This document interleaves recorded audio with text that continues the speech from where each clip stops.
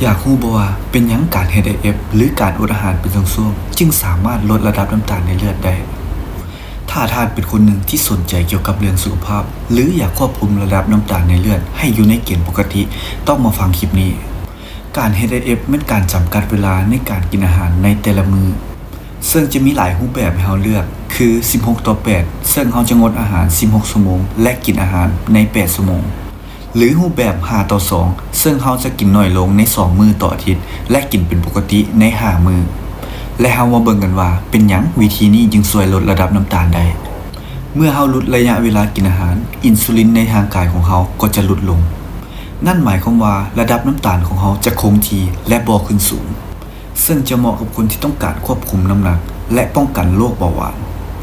และถ้าใครสนใจอยากรู้วิธีเฮ็ด IF และเฮ็ดแนวใดให้มันปลอดภัยและเหมาะสมกับตัวท่านอย่าลืมกดติดตามไว้และถ้าเบิ่งคลิป